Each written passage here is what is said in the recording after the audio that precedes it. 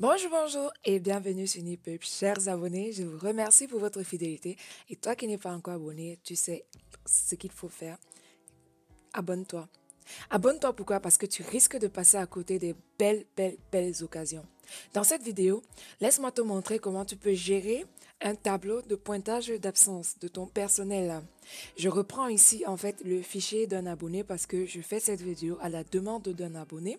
J'espère vraiment que je vais répondre à sa question. Et sa question était la suivante.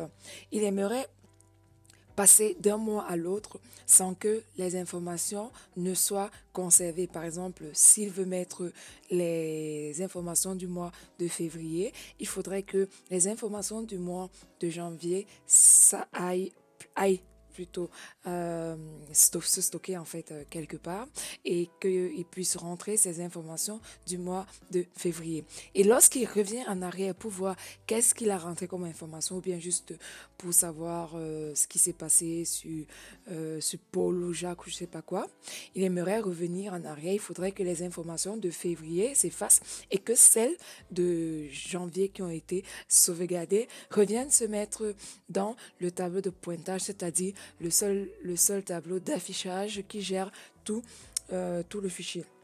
Donc, je ne sais pas si j'ai très bien expliqué la demande. En fait, de toute façon, le fichier, il a été fait, il a été créé par cet abonné. Il me l'a juste envoyé. Et moi, je lui ai dit qu'il était impossible de gérer cette information seulement avec les fonctions spécifiques d'Excel. Donc, du coup, il fallait faire du VBA, donc un peu de programmation. Voilà. Je sais que c'était un peu long, toute cette introduction, mais il fallait en fait déjà remettre un peu le tableau pour que tout le monde soit au même niveau d'information. Voilà. Revenons maintenant ici, si on veut faire un exemple. Là, on va dire que c'est ça. Donc là, nous sommes au mois de janvier, ici. Pour venir au mois de février, voilà, on va aller stocker ces informations ici, dans ce tableau. Je ne sais pas si vous avez remarqué tout à l'heure quand j'ai commencé, si vous ne l'avez pas remarqué, il suffit juste de faire revenir un tout petit peu la vidéo. Vous verrez que avant, ici, on n'avait que l'onglet pointage, on n'avait pas l'onglet janvier. Donc là, maintenant, je vais renseigner des informations pour le mois de février.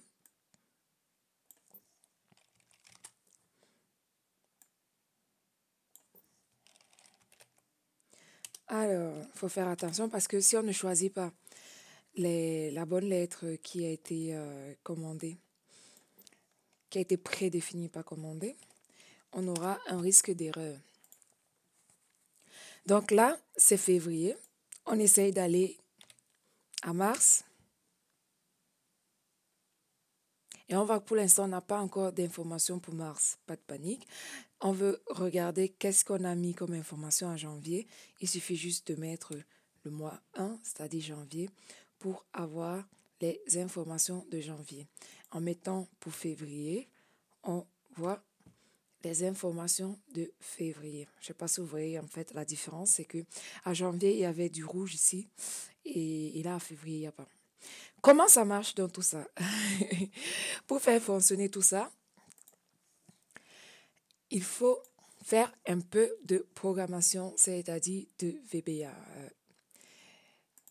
Tout se passe ici dans l'onglet de pointage. C'est lui qui va appeler en fait les bouts de code, les fonctions que vous aurez créées ici dans le module.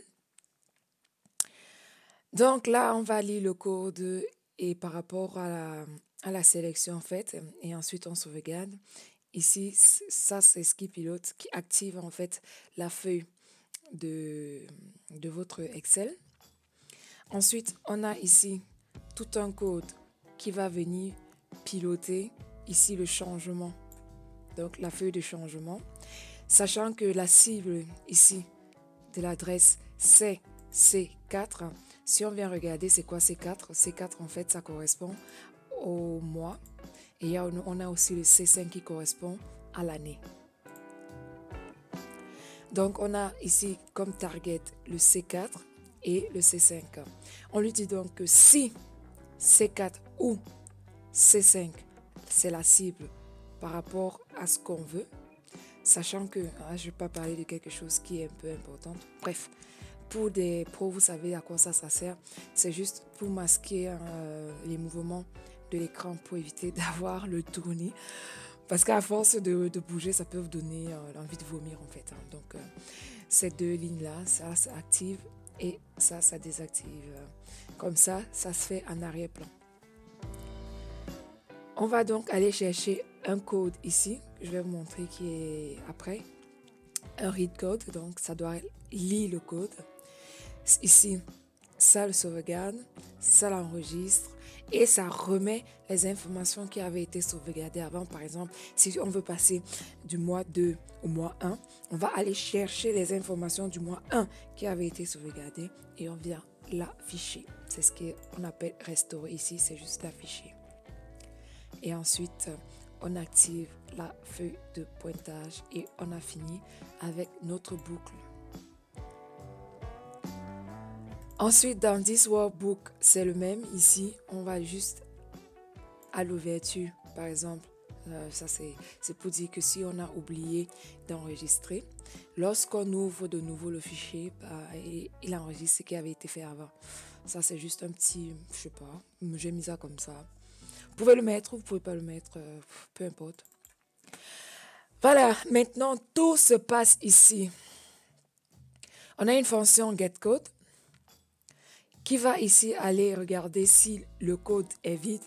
On relise ce qui a été sauvegardé avant et on enregistre.